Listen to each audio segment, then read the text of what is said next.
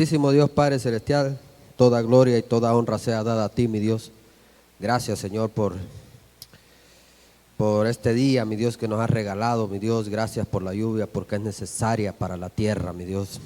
Seas tú tomando el control de principio a fin de todo lo que se va a impartir en esta noche, mi Dios. Te pedimos, Padre, que seas tú dándolos ese milagro en nuestro corazón que le pasó a esa mujer llamada Lidia, mi Dios, que dice que tú le abriste el corazón para que entendiese lo que Pablo hablaba, mi Dios. En el nombre de Jesús creemos que tú abres nuestro corazón, mi Dios, para que tu palabra penetre a lo profundo de nuestro corazón, Padre. En el nombre de Jesús te pedimos que seas tú dándonos oídos de discípulos, mi Dios, y que después que escuchemos tu palabra la pongamos en práctica para que nos des una boca de discípulos, mi Dios. Ayúdanos a ser hacedores de tu palabra y no oidores olvidadizos, mi Dios. En el nombre de Jesucristo creemos que nuestro corazón es buena tierra, mi Dios, para que tu semilla sea plantada y dé fruto al 30, al 70 y al 100 por uno, mi Dios. Desde ya, mi Dios, bendecimos la vida de nuestro hermano Giovanni Lanza, que trae a impartir, mi Dios, la palabra, mi Dios. Seas tú, mi Dios, dándole sabiduría, pasando un carbón encendido en sus labios, mi Dios. Dale revelación, mi Dios, de tu Espíritu Santo. Seas tú tomando el control de su vida, mi Dios, para que Él pueda escribir en la tabla de cada uno de nuestros corazones, Padre. En el nombre de Jesucristo creemos que tú tienes cosas grandes y maravillosas para esta generación, generación 10, mi Dios. En el nombre de Jesús, toda la gloria y toda la honra te la damos a ti por los siglos de los siglos. Amén, amén y amén. Gloria a Dios. Vamos a llamar a nuestro hermano Giovanni, que él nos trae la clase de la identidad del ministerio.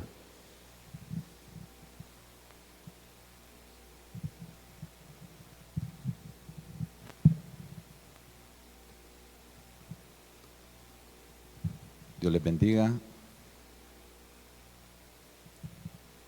Buenas noches. Es un gusto, un placer, es un honor poder compartir ustedes de la palabra del Señor, de esta doctrina bella, hermosa, que quiero contarle que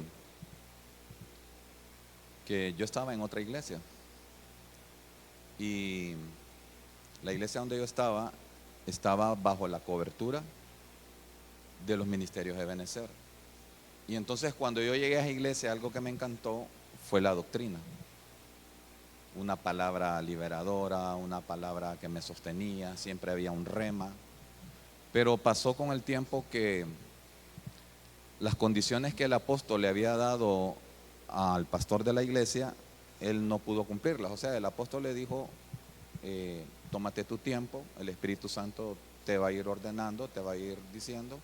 Y si al final tú no puedes, pues vienes acá y finalizamos, pero en buenas. Y entonces cuando él se salió de la cobertura, nosotros sentimos que ya no era lo mismo. Ya no era lo mismo. Ellos estaban buscando otra cobertura. Y entonces nosotros empezamos casualmente en ese entonces, empezamos a viajar a San Pedro Sula y estuvimos viajando. Es un gran esfuerzo, amados, ir a San Pedro Sula a recibir palabra. Íbamos los domingos y era un gasto terrible, ¿verdad? Porque cuando uno anda allá hay que comer y como que más hambre se le desata a uno afuera, ¿verdad? Entonces, pero fue un esfuerzo que hicimos toda la familia y luego de casi un año hablamos con el pastor y nos retiramos, ¿verdad?, de la iglesia donde estábamos y entonces nos venimos para acá. Cuando yo vine acá, el pastor era pastor Antonio. Él ya le había ocurrido el accidente, ¿verdad?, de su cuerpo, pero él estaba consciente, caminaba, hablaba. Y recuerdo que cuando yo le dije, pastor, ya teníamos como 2 meses, le dije, pastor, nosotros queremos congregarnos en esta iglesia, ya tomamos la decisión y queremos que nos dé cobertura.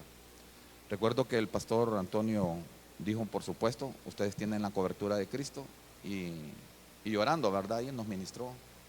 Muy lindo tener cobertura, amados. Y muy lindo estar en un lugar donde Dios le habla a uno. Creo que eso es lo más importante. Que nosotros sepamos, que nosotros nos demos cuenta, que nosotros vivamos, que el Señor siempre nos habla. Para introducirnos, quiero recordarle que usted debe leer siempre el contenido, el material que se le envía, ¿verdad? Tienen que leerlo, léanlo aunque no lo entiendan. Y las cosas que ustedes no le entiendan, ustedes vienen y le preguntan a nuestro hermano que es el encargado, ¿verdad? Para que puedan disipar cualquier cosa. Y si mi hermano no sabe, entonces también ahí está el pastor, ¿verdad? Ahí vamos a pegar todos, ¿verdad? Para que nos sean aclaradas las cosas, pero usted tiene que leerlo. Quiero decirle que este es un tema muy extenso. Voy a llegar hasta donde el tiempo lo permita, pero es muy extenso. Entonces, por eso decía, si usted lo lee, entonces el avance es mucho mejor, el aprovechamiento de este tiempo es mucho mejor. El tema se llama la identidad del ministerio y quiero introducirlo a un verso que está en Mateo 16, 17, 16 del 17 al 18. Esta es la versión, la Biblia de las Américas. Y dice, Jesús respondiendo le dijo, bienaventurado eres Simón, hijo de Jonás, porque esto no te lo reveló carne ni sangre, sino mi Padre que está en los cielos. Entonces, aquí viene algo muy importante.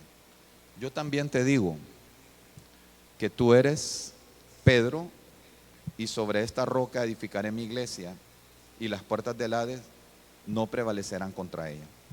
Entonces, amado, vea usted cómo es siempre una relación con Cristo. Siempre una relación con Cristo es que nos va a revelar nuestra identidad. Y hoy lo que queremos nosotros es que conozcamos más a profundidad cómo es nuestro ministerio, cómo funcionamos, ¿verdad? ¿Qué es lo que nosotros hacemos? ¿Qué es lo que nosotros valoramos? ¿Hacia dónde vamos? ¿Qué es lo que queremos? Entonces, sepa usted entonces que Jesús le reveló, por ejemplo, a Simón su identidad. Él era Pedro, una roca. El primer punto entonces que vamos a ver es libertad. Mire que yo ahí, usted va a ir viendo, no sé, bueno, ahí va a aparecer no están los hermanos, allá está. Ok, primer punto, libertad, pero yo le agregué, yo sé que usted en su folleto, usted va a ver que va a aparecer libertad, hay problemitas ahí, pero yo le agregué dos conceptos más siempre relacionados con la libertad, porque lo que yo quiero que usted vaya viendo es las cosas que se van dando en la iglesia, las cosas que se van a ir dando en nuestro ministerio. Entonces, el primer punto es libertad. Si usted leyó ahí el estudio, dice que todas estas son 12 características del águila. Y una de los logos, ¿verdad?, de los ministerios a Benecer es un águila. Entonces nosotros tenemos que ver a través de la escritura estas características. Y una de las características del águila es libertad. Pero relacionado con la libertad, vamos a ver lo que es la liberación y la cobertura. Entonces, mire lo que es libertad. Dice Éxodo 19:4, siempre la versión de las Américas. Vosotros habéis visto lo que he hecho a los egipcios y cómo os he tomado sobre alas de águila y os he traído a mí. Entonces el Señor, cuando sacó al pueblo de Israel, cuando lo saca de Egipto, cuando lo liberta, lo hizo sobre alas de águila. Entonces, esta es una característica del águila, la libertad. Y nosotros sabemos que cuando venimos a Cristo, somos verdaderamente libres. Cuando nosotros venimos a Cristo, obtenemos libertad. Pero esa libertad, ¿cómo la vamos a ir obteniendo? Entonces, son las cosas que nosotros debemos ponerle mucha atención. Mire que la palabra hebrea para libertad, para alas, que es el concepto aquí que nos trae la libertad, es la palabra kanaf, que tiene dos acepciones. La primera acepción es extremidad y la segunda acepción es borde del manto. Entonces, mire qué interesante, porque alas es una extremidad, pero una de las acepciones que tiene en el hebreo es borde del manto. Entonces, esta libertad en Juan 8:32, la versión Oso dice, y conoceréis la verdad. ¿Quién es la verdad? Es Cristo.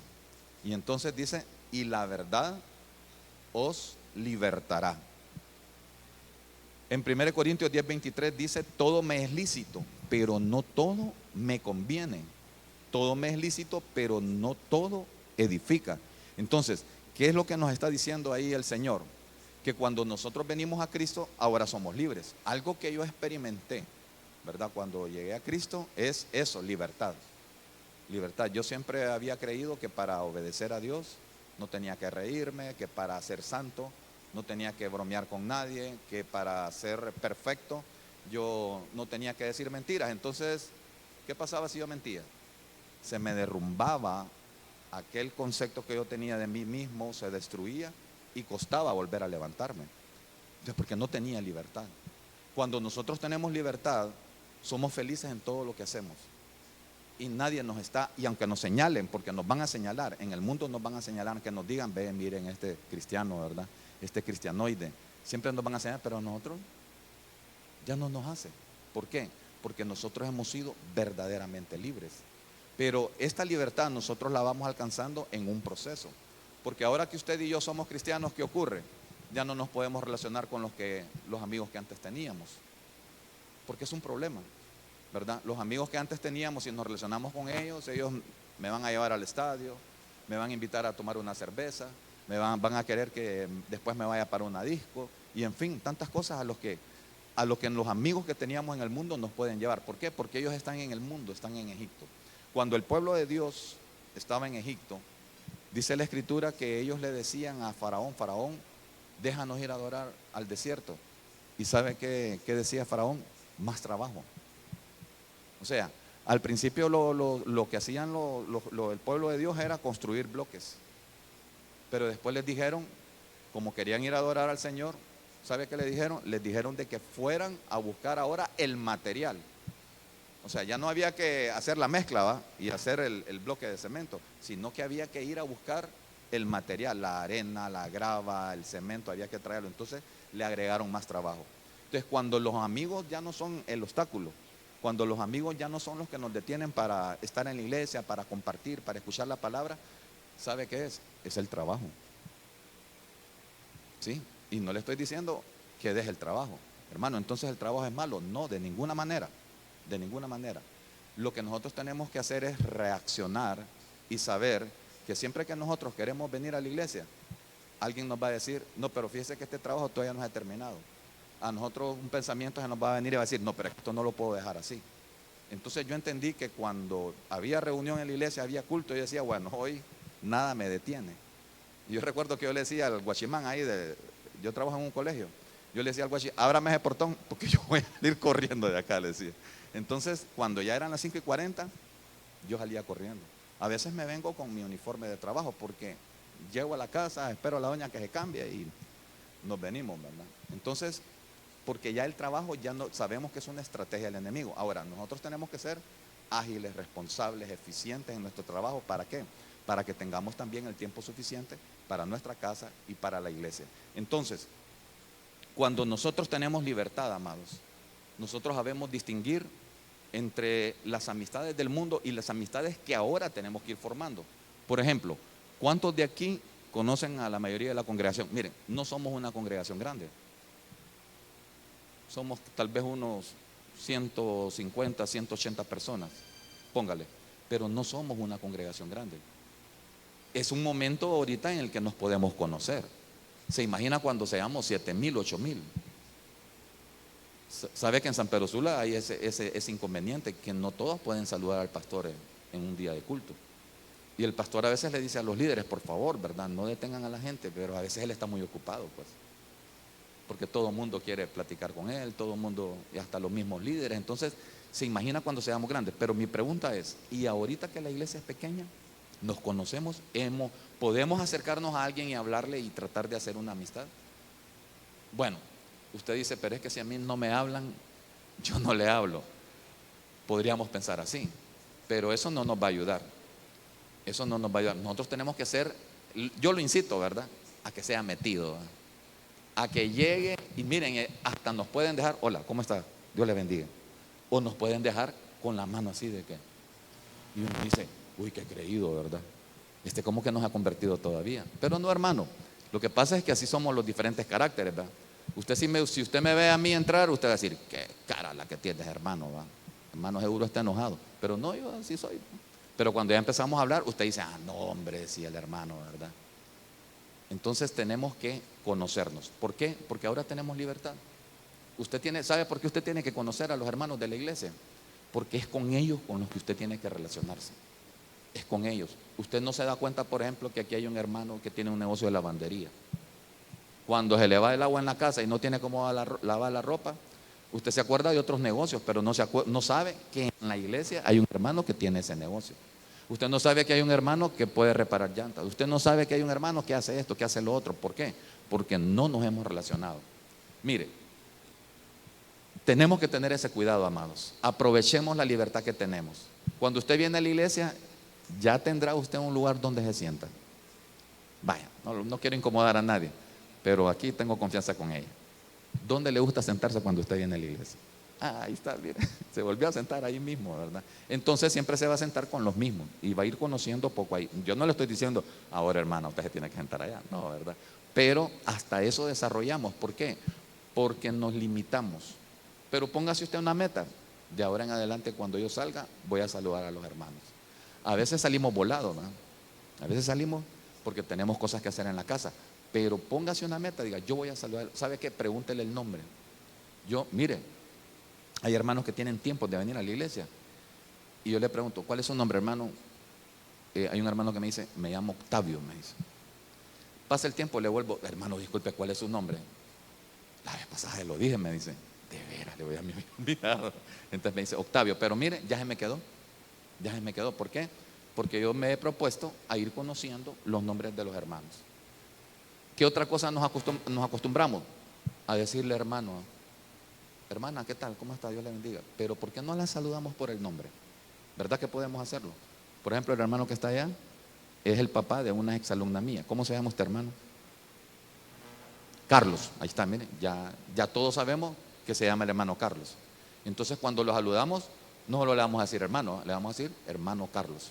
Y entonces uno ya va entrando, ¿verdad? En esa comunión, en esa armonía que nos permite la libertad. Entonces, ser libres es hacer cosas, amados, como por ejemplo hacer amistades.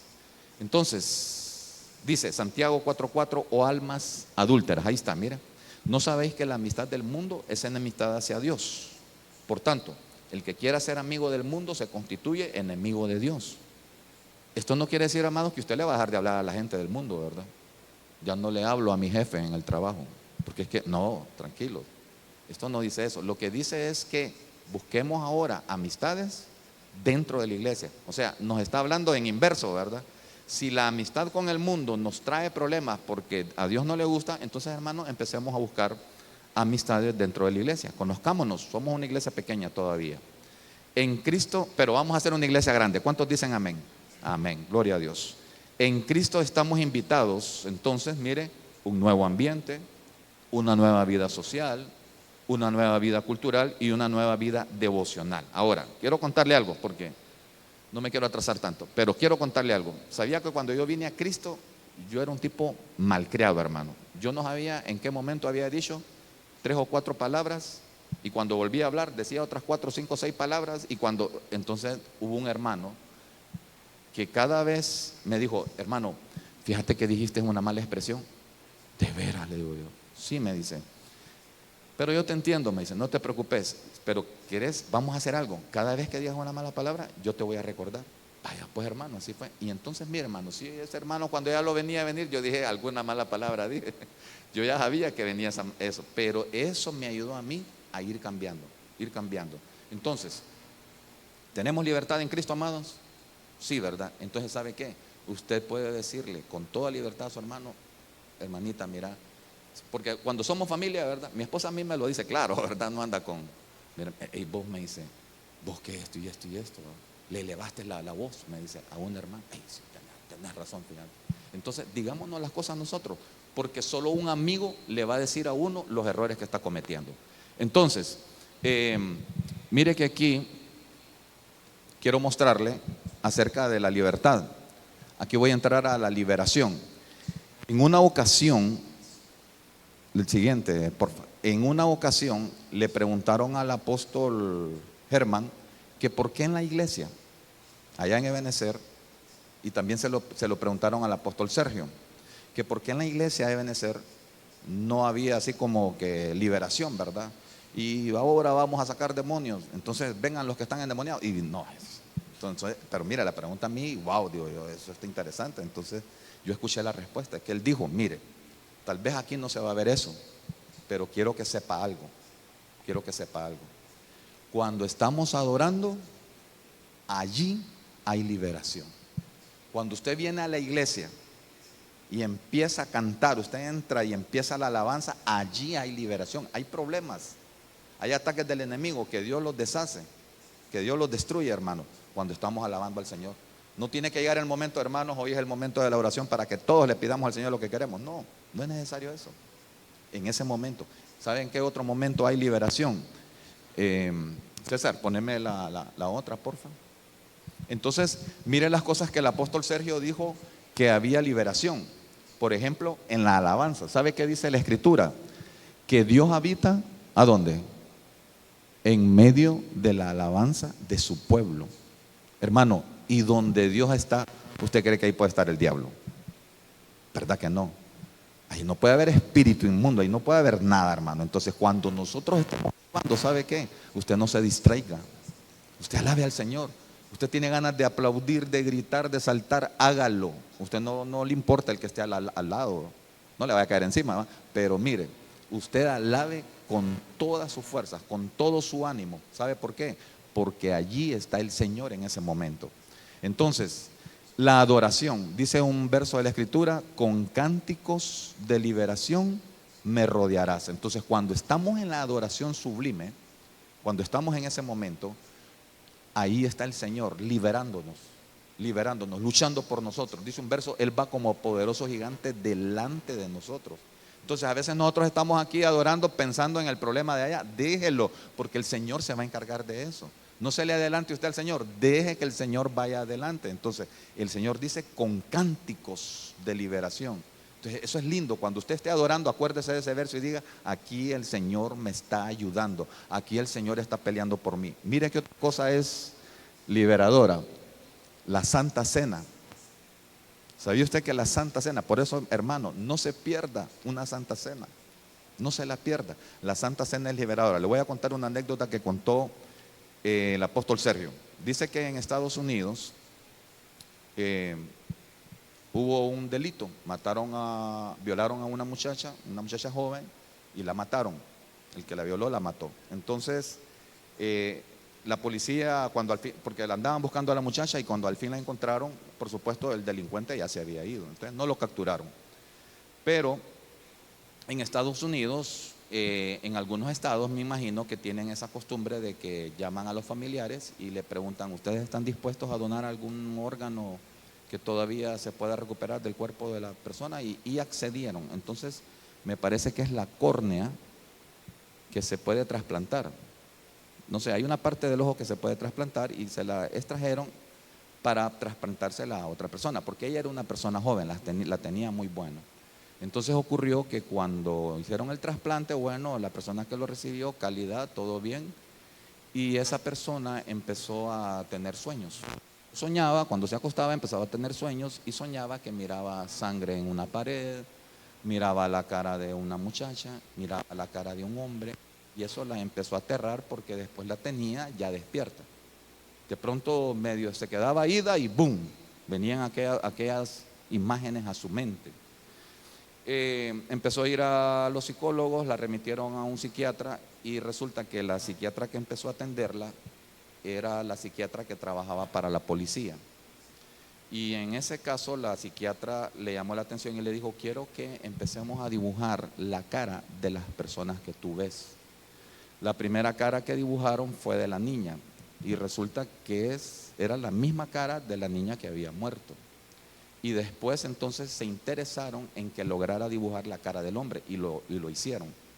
Y así capturaron al individuo que había matado a la jovencita.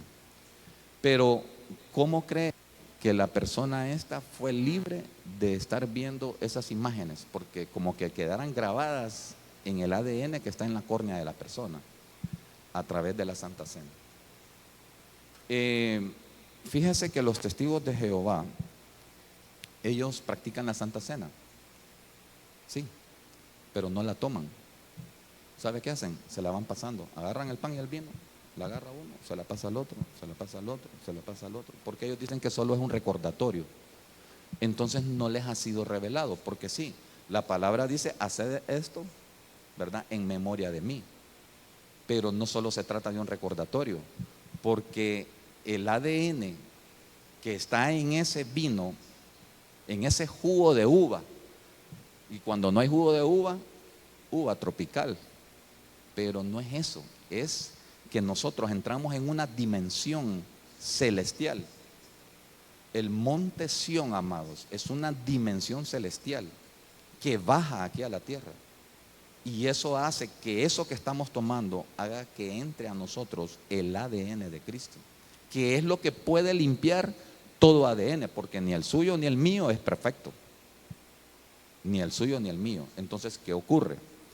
Que los testigos se niegan a recibir sangre, y yo los entiendo, porque ellos dicen, estamos introduciendo el ADN de otra persona, y es correcto, pero no saben cómo limpiarlo, porque no les ha sido revelado. Entonces, mira la importancia de la Santa Cena. Cuando usted toma la Santa Cena, usted no solamente está limpiando por si recibió una transfusión, ¿verdad?, sanguínea. Usted no solamente está limpiando la sangre que pudo haber entrado, está limpiando su propia sangre, porque nuestra propia sangre tiene grandes debilidades y problemas.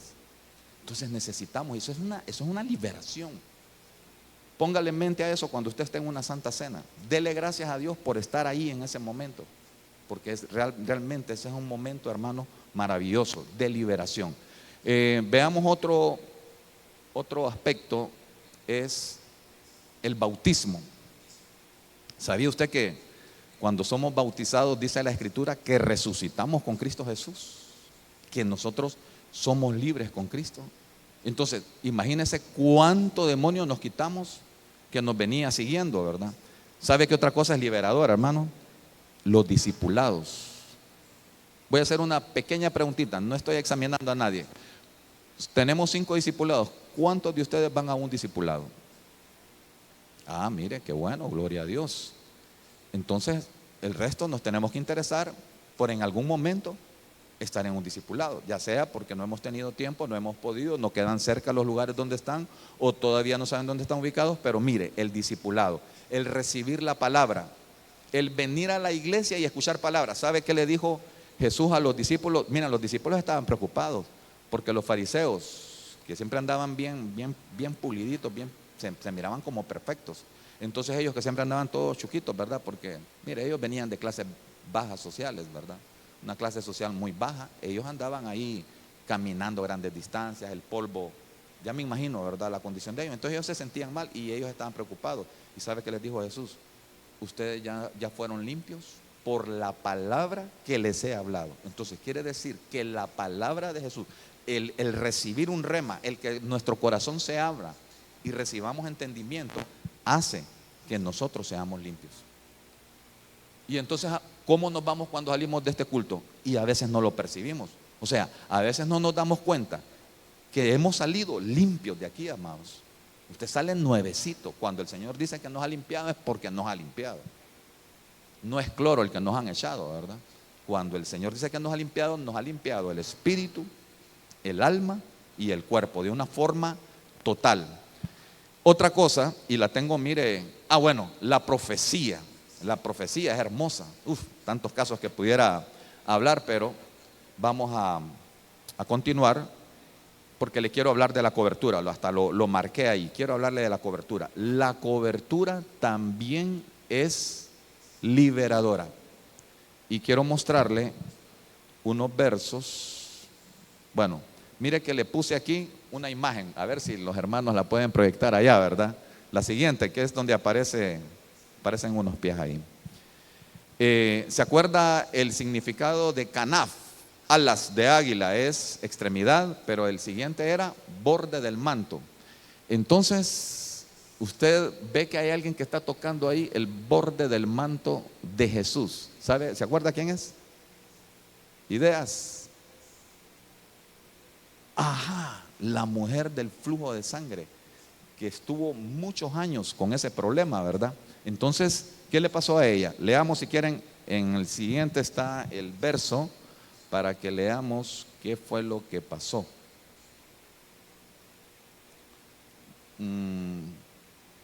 Bueno, es que está antes, está antes. Sí, no, ahí, ajá, regresa, ahí lo tengo antes, no te digo, no lo leí. Dice Lucas 8, 43 al 44, había entre la gente una mujer que hacía 12 años padecía de hemorragias, sin que nadie pudiera sanarla. Había gastado todo lo que tenía en médicos. Ella se le acercó por detrás a Jesús, ¿verdad? Se le acercó, tocó el borde de su manto y al instante cesó su hemorragia. Entonces, dentro de las cosas que traen liberación, en las que nosotros hallamos libertad, es el borde de su manto. Y mire qué es el borde del manto, es cobertura. Un manto es cobertura. Entonces hoy sí, César, después de la imagen, mire lo que la cobertura produce. Entre las muchas cosas que la cobertura produce es liberación de la angustia y el abatimiento.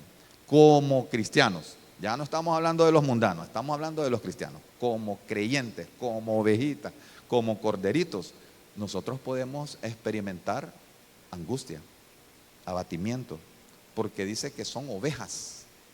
Pero la cobertura nos libera de eso. Y mire lo que dice Mateo 9:36. Y viendo las multitudes, tuvo compasión de ellas, hablando de Jesús. Él estaba viendo las multitudes y tuvo compasión de ellas, porque estaban angustiadas y estaban, dice, abatidas, como ovejas que no tienen pastor. Entonces, mire, hermano, no tener un pastor, no estar bajo una cobertura pastoral, estamos sujetos a que el enemigo nos empiece a atormentar. El enemigo no nos va a atormentar. Pero cuando nosotros estamos bajo una cobertura, es una protección.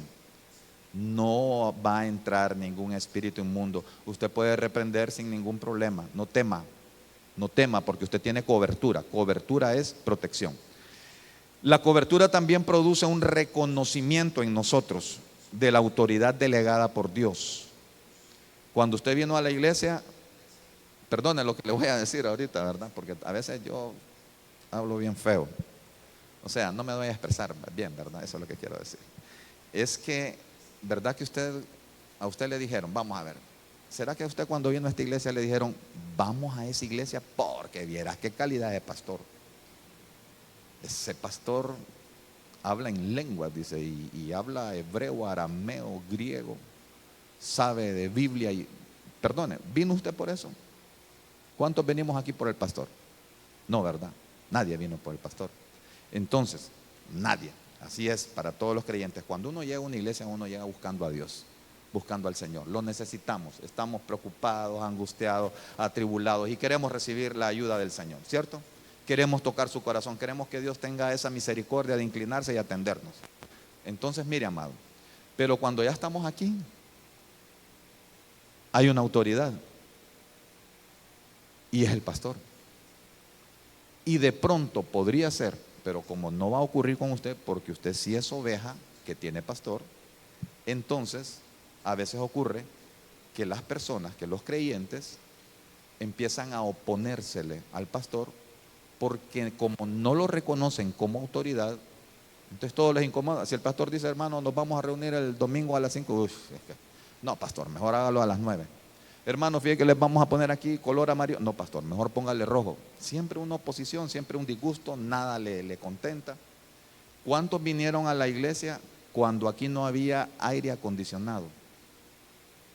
Usted también conoció. Hey, hermano, usted conoció cuando no había aire. Ay, Dios. Hermano, estar allá arriba era recibir todo el calor de los hermanos. Todo el calor. Y eso ofendía, hermano. Yo siempre he admirado a los hermanos de alabanza, de danza, porque eso yo una vez lo experimenté y eso, Dios mío, yo no voy a estar acá. Y estar aquí, saltando, danzando y alabando al Señor con todo, era sudar, salíamos sudados. Y no digamos el pastor, ¿verdad? El pastor a veces, amados, en algunas ocasiones, cuando ya venía la ofrenda, el pastor tenía que ir a cambiarse la camisa, porque estaba súper sudado. Y entonces, para no estar sudado predicando, él se iba y se cambiaba la camisa. Era terrible, fíjese. Entonces habían algunas personas que decían, no, hermano, no lo hemos visto, ¿qué pasa que no ha podido llegar? Es que no, yo no voy a ir, dice, porque mucho calor. ¿Y ahora qué pasa? Dígame usted cuál es el problema ahora. Mucho frío. Entonces, pero lo hemos resuelto, ¿va? ¿Qué hacemos? Venimos con manga larga, venimos con un suétercito, traemos una chumpita, algo pues. Yo me cubría con ¿cómo se llama esto? Con el velo de mi esposa. Él agarraba, pero solo nos podíamos envolver las manos. Pero ya después le digo yo, no, yo voy a llevar mi suéter, ¿verdad? Y a veces ni lo utilizábamos. Pero sí, hay que buscar solución, pero no vamos a decir, no, es que yo no voy a la iglesia porque viera qué frío hace en esa iglesia. Salimos como pingüinos. No, hermano. Nosotros tenemos que superar cualquier obstáculo, cualquier dificultad, y nosotros tenemos que reconocer que en esta iglesia hay una autoridad delegada por Dios. No solamente delegada por un apóstol, sino que es delegada por Dios. También la cobertura hace, hermano, en nosotros, mire lo que hace la cobertura en nosotros, es que nos da la capacidad a nosotros de seguir la visión de nuestro pastor. Quiero, en el reconocimiento de la autoridad, quiero leerles números 27-17 que dice que salga. Miren, esto Moisés se lo está diciendo al Señor: Señor, si me vas a quitar a mí ya, tú dices que ya hasta aquí voy a llegar, hay que poner otro líder, hay que poner otro pastor, porque ya Moisés iba a morir. Entonces le dice que salga y entre delante de ellos, delante del pueblo, y que los haga, oiga bien, mire, por eso hay que reconocer la autoridad de nuestro pastor, porque él es el que los hace salir y entrar. Entonces, la autoridad va a entrar, va a salir delante de ellos, pero él es el que puede hacerlos salir y entrar. O sea, eso es reconocer. Si nuestro pastor dice, hermano, tal culto lo vamos a cambiar para tal hora, hagámoslo, hermano. Eso es que nos hace salir y nos hace entrar. ¿A dónde? A los cultos, a las reuniones, a fin de que la congregación del Señor no sea como no tenemos que ser nosotros, hermano, como ovejas que no tienen pastor. Esto Moisés se lo dijo al Señor, recordándolo. Y entonces el Señor escogió a Josué. Y le dijo a Josué lo mismo, o sea, te voy a dar el apoyo que así como yo me manifesté con Moisés, así me voy a manifestar contigo. Entonces, yo reconozco algo, que el pastor, por imperfecto que sea, ¿verdad? O por sea como sea, de donde venga, tiene el respaldo del Señor. El pastor tiene el respaldo del Señor, sépalo usted. Y luego, que nos da la capacidad de seguir la visión de nuestro pastor, que es diferente, miren, amados. Y nosotros tenemos que apegarnos a ellos. Le cuento algo. En la iglesia donde yo estaba antes, ¿sabe cómo hacíamos para comprar sillas? Vendíamos 2,000 tamales. Hermano, 3 meses vendiendo aquellos 2,000 tamales. Mire, son unas historias que yo mejor me río. Pero yo en aquel momento, yo apoyaba al pastor. O sea, yo seguía la visión del pastor. Y él decía, bueno, vamos a hacer actividades aquí, vamos a vender hamburguesas. Recuerdo que una vez unos jóvenes andaban vendiendo también tamales de la iglesia. Pusieron ahí por el superbarato la caja con los tamales. Y la gente pensaba que era basura. Y todas las bolsas de agua y las conchas de los bananos ahí la estaban tirando. Porque andábamos por todos lados vendiendo tamales. Pero cuando ya vine yo acá, que el pastor nos empezó a hablar de vamos a hacer esto, vamos a hacer lo otro, necesitamos esto, lo otro, y ya decía yo, pastor, ¿cuántos tamales vamos a vender? Porque eso es lo que hacía yo en otra iglesia. Pero cuando yo vengo a esta iglesia, yo tengo que quitarme la capa, o sea, la cobertura que yo traía. Por eso el pastor lo llama a orar aquí enfrente, porque yo tengo que quitarme la cobertura y todo lo que se hacía allá, ahí se queda en esa capa, ahí se queda. Ahora yo tengo que seguir la visión de mi pastor. Ok, pastor, ¿cómo se van a hacer las cosas? Entonces él ya nos dice, no, aquí no vendemos tamales, aquí no vendemos hamburguesas, aquí no hacemos eso. Hay otra manera de hacerlo. Tenemos una unción que la hemos recibido de nuestro apóstol y así lo vamos a hacer. Entonces, mire, así nos hemos guiado. Y ha sido una bendición. Hay una total libertad. Yo me siento feliz, pues. Quiero contarle algo más.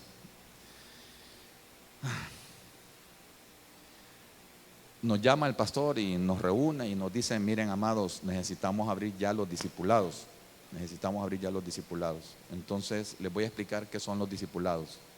En mi mente le voy a decir que más vale que no se lo diga al pastor, porque hubiera quedado mal parado. Pero en mi mente yo pensaba: cantar cánticos de alabanza, recoger ofrenda, predicar, orar por los hermanos, a ver si habían, antes del culto, ir a visitar a todas las casas alrededor para invitarlos a la reunión.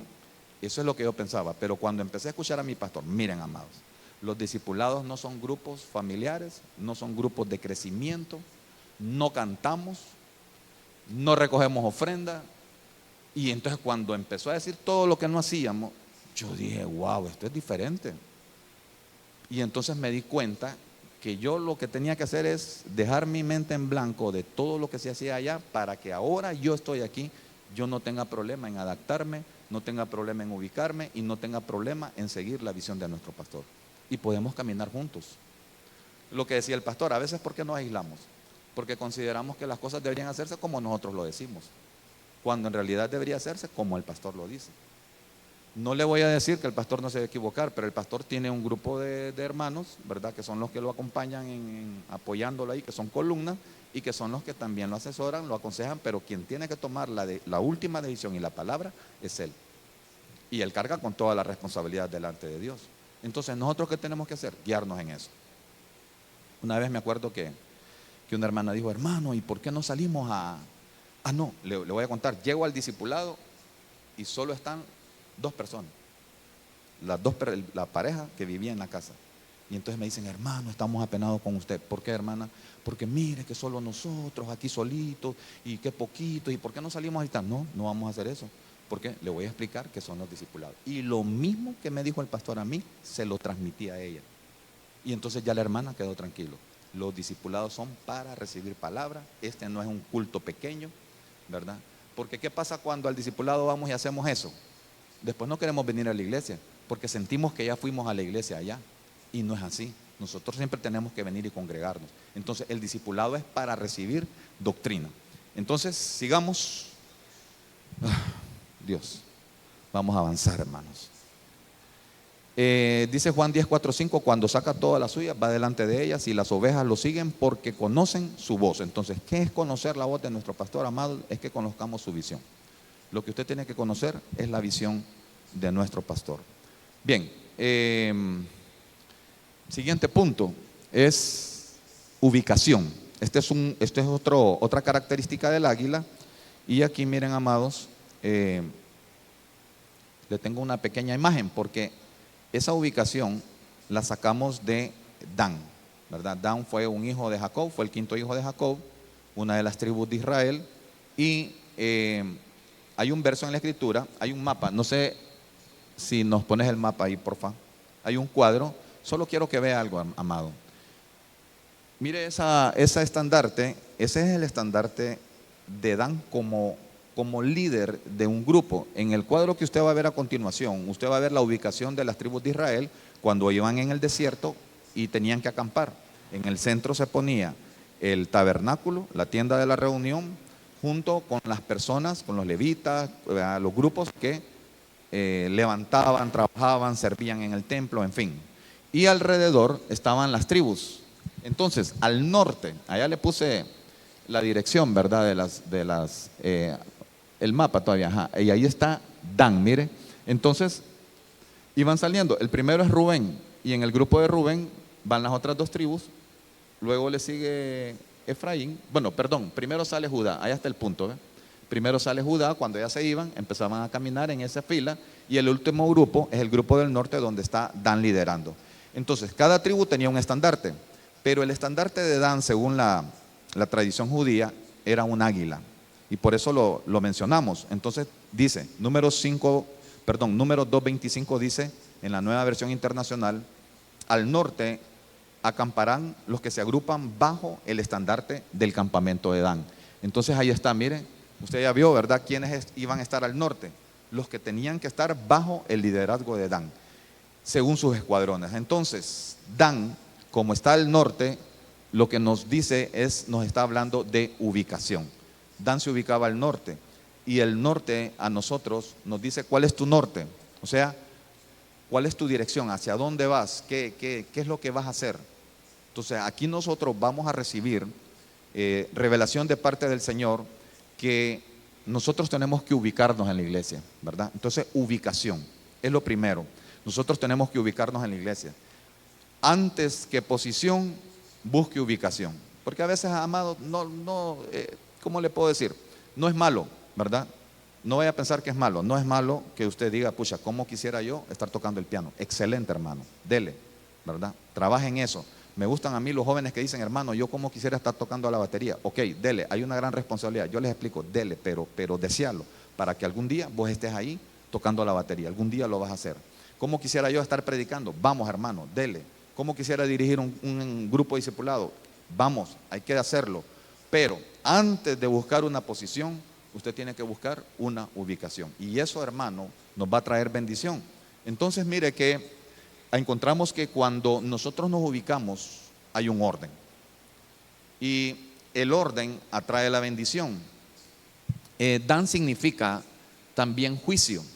Decía la profecía que su papá Jacob dio sobre él, decía, Dan juzgará a sus hermanos.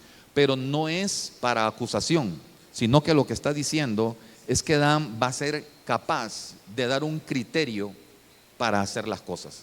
Entonces, lo que nosotros tenemos que desarrollar en la iglesia es el criterio para ubicarnos.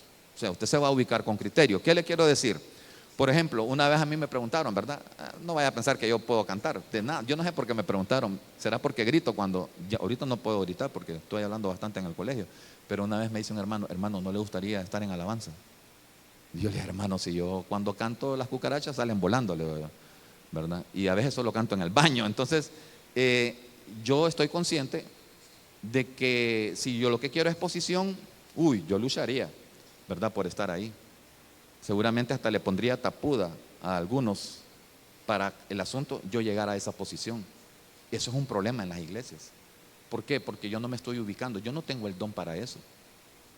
Yo quisiera aprender a tocar guitarra, pero yo no tengo el don para los instrumentos. Yo veo que hay gente que hasta 5 instrumentos aquí en la iglesia, hermano.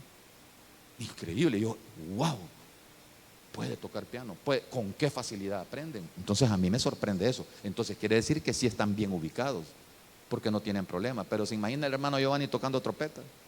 Ay, hermano, ¿verdad? Anunciaríamos el apocalipsis, dice. Entonces, mire, lo que tenemos que hacer nosotros es, miremos cuáles son nuestros dones, cuáles son nuestras capacidades, porque para el Señor nosotros somos indispensables. Y esta iglesia, hermano, se está desarrollando y está creciendo. Usted que viene ahorita, usted va a ser más bien un líder. Dios lo necesita a usted. Entonces usted tiene que ubicarse para que los dones que usted tiene se desarrollen. Mire que el norte, también en la escritura, bueno, quiero hablarle esto, Dan es gracia, porque Dan es el 5.º hijo, y la predicación de la palabra de Dios es la gracia, ¿verdad? Que siempre haya gracia y misericordia, pero sin caer en el libertinaje. 5 también significa los 5 ministerios. Amados, nosotros aquí tenemos los 5 ministerios. Yo no sé qué escuchamos nosotros en otras iglesias o en otras coberturas, pero si a usted le dijeron que los apóstoles y los profetas, eso ya pasaron en tiempos pasados, eso no es cierto. La escritura dice de que estos ministerios tienen que permanecer hasta que seamos formados a la imagen del Hijo, y como no hemos llegado todavía, aún están vigentes. Y algo más le voy a decir, bueno, se lo voy a decir más adelante si puedo llegar al tema de la cobertura apostólica. Ok, entonces, en el siguiente quiero mostrarle un verso que está en Lucas 13, 6 al 8. Dice así: y les dijo esta parábola: cierto hombre tenía una higuera plantada en su viña, y fue a buscar fruto de ella, y dijo al viñador, y no lo halló, y dijo al viñador, mira, hace 3 años que vengo a buscar fruto en esta higuera, y no lo hallo, córtala, ¿por qué ha de cansar la tierra? Entonces, amado, mire este caso. Mire, este es un caso de ubicación. Una higuera en un viñedo. ¿Sabe qué hay en un viñedo? Hay árboles de uvas. Hay uvas. ¿Qué está haciendo la viña? La higuera. ¿Sabe qué está haciendo la higuera? queriendo dar uvas. ¿Se imaginan? La fuerza. Y no le sale, hermano. Entonces, hermano, cada vez que llegaban a buscar, nunca le encontraban uvas. Porque ella lo que quería era, no, hermano, es como que yo le decía, ¿verdad? Yo quiero cantar allá, pobrecito los hermanos que estén al lado, ¿verdad? Entonces, esta es una higuera en un viñedo que está mal ubicada, porque la higuera debería estar donde están las demás higueras. Por consiguiente, no daba fruto. Ahora quiero que vea el siguiente, Isaías 14:13. Pero tú dijiste en tu corazón, Isaías 14:13 dice, pero tú dijiste en tu corazón, subiré al cielo, por encima de las estrellas de Dios, levantaré mi trono y me sentaré en el monte de la asamblea en el extremo norte. ¿Tiene idea de quién estamos hablando aquí? Estamos hablando de Luzbel, que significa luz bella, lucero de la mañana. Mire, es un ser lleno de luz. Es un ser lleno de luz. Pero ¿qué pasó? ¿Qué le pasó? Que él quería ubicarse en el extremo norte, o sea, él quería una posición de altura. Y en el extremo norte es el secreto de Dios. Es donde está ubicada la Nueva Jerusalén. Ahí es donde está la ciudad de los espíritus, donde son creados los espíritus. Él quería estar ahí, pero no le correspondía estar ahí. Entonces, ¿qué pasó? Dice, ahí se quería sentar Luzbel, pero no le correspondía. Entonces, ¿qué pasó? No se ubicó correctamente. Y mire, como no se ubicó correctamente, perdió su luz. Nosotros podemos perder nuestra luz cuando estamos haciendo cosas que ni siquiera tenemos la habilidad, o que no tenemos el don, o que no nos gusta. Hermano, ¿sabía usted que en los equipos de servicio, por ejemplo, entre las muchas cosas lindas y preciosas que hay, es que el líder le diga a uno, hermano, le toca a usted ir a limpiar los baños? Ajá, y si ni en la casa lo lavábamos. ¿Verdad? Qué complicado, ¿verdad? Entonces nosotros dijimos, disculpe, hermano, sí, hermano, le toca ir a lavar los baños. ¿Y por qué no los va a lavar usted? O sea, no nos gusta lavar los baños. Entonces, ¿qué pasa? Si no queremos lavar baños, hermano, estamos mal ubicados. Estamos mal ubicados. Pero, por supuesto, lo que nos ha faltado ahí es un desarrollo de la visión. Nos ha faltado compenetrarnos en la identidad del ministerio. Nos ha faltado entonces entender qué es servir al Señor. Ahora, Satanás, al ubicarse incorrectamente, perdió su luz y mire, se terminó convirtiendo en el príncipe de las tinieblas. Quiero que veamos la cobertura. Creo que todavía tengo, no, ¿dónde está el hermano? Todavía tengo algunos minutos. Quiero hablarle acerca de la cobertura apostólica.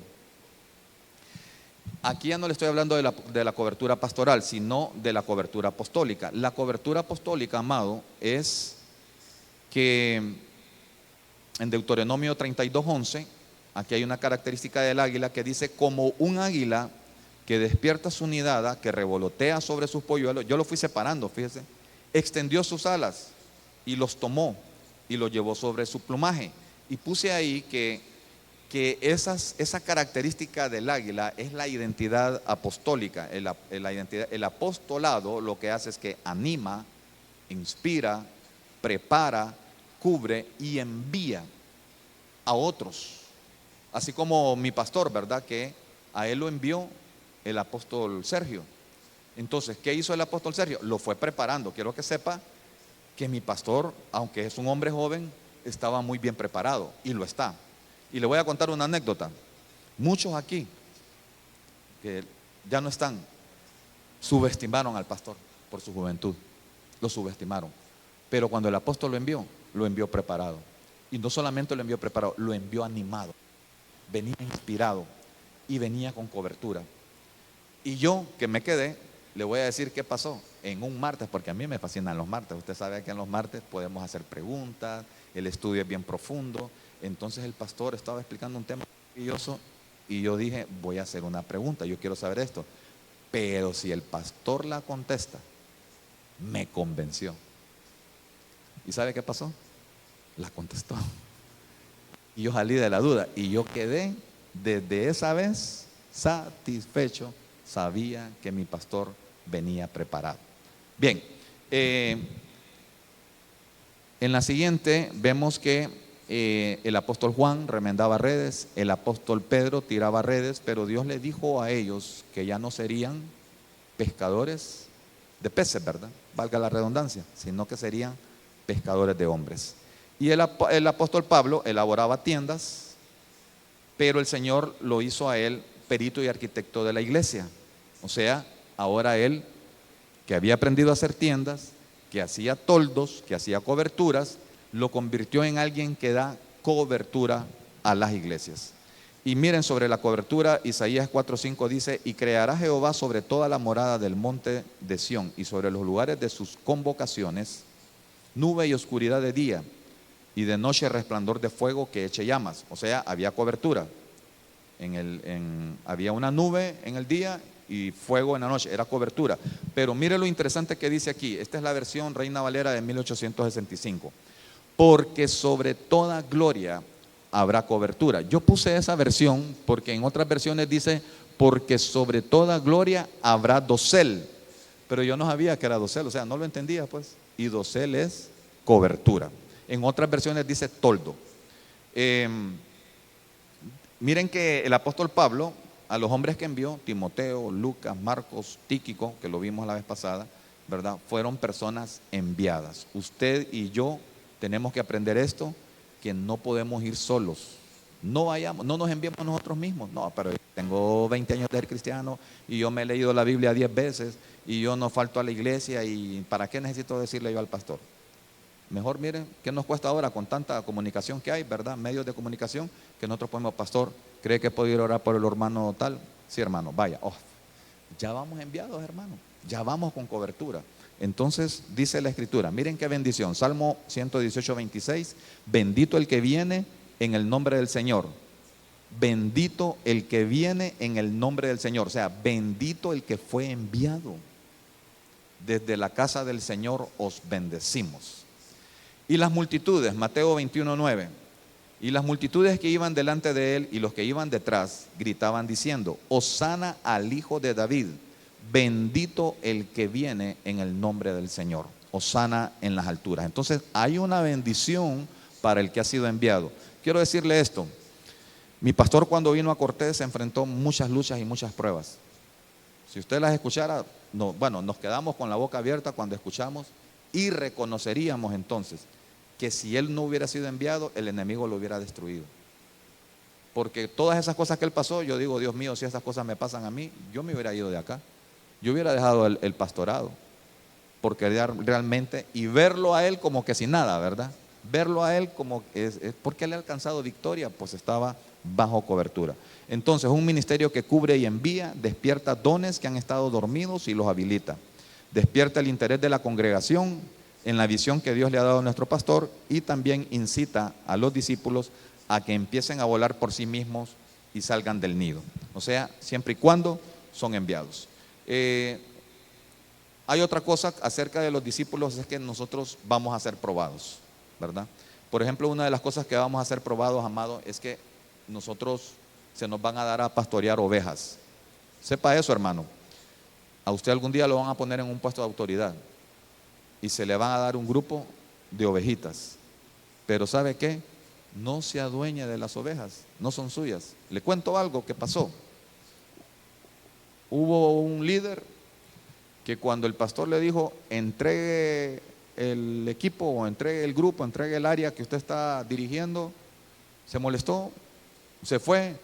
Pero no solo se fue él, empezó a dañar a todas las ovejitas, y entonces las ovejitas también se fueron. No pasó la prueba, porque a David su padre le dio a pastorear ovejas, pero David nunca se quedó con esas ovejas. No digo: estas ovejas van a ser mías, porque mi papá no, se las dejó a su padre. Acán no pasó la prueba, porque a Acán le dijeron: Acán, de todo lo que tú mires, no puedes tomar nada de eso. Y dice que la codicia y la avaricia a él lo hizo fracasar. Entonces, amados, vamos a ser probados no solamente en una área, podemos ser probados en lo económico, ¿verdad? En lo familiar, en lo espiritual. Quiero mostrarles, no sé ahí, César, si podés poner ahí nuestras coberturas apostólicas. El apóstol Germán Ponce, que es la cobertura de nuestro pastor.